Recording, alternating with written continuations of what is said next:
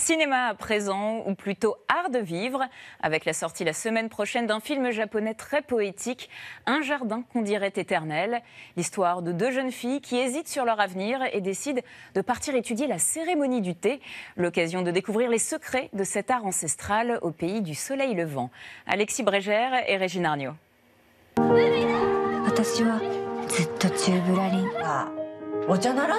La cérémonie du thé, un art ancestral japonais, une révélation pour la jeune Noriko.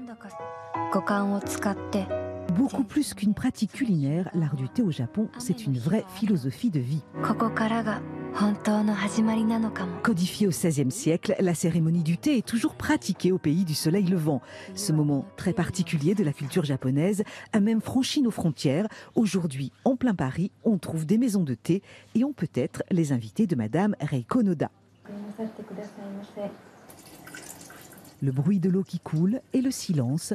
L'atmosphère est zen, les gestes gracieux et précis, car très codifiés, on ne prépare pas le thé n'importe comment. On apprend d'abord la forme et après on met le cœur, la voix de thé, et c'est la voix de chacun pour s'améliorer. Mais n'allez pas croire que la cérémonie du thé est austère, la séance commence par une douceur. Un gâteau japonais offert à chacun des convives, et ce n'est pas un hasard. On ne met pas de sucre dans le thé, donc on mange d'abord le sucre et ensuite boit le thé.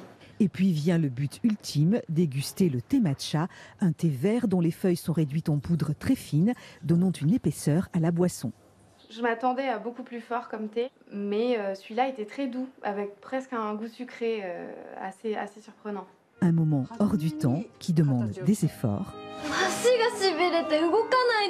Mais au bout, comme Noriko dans le film, vous trouverez peut-être le chemin de la connaissance.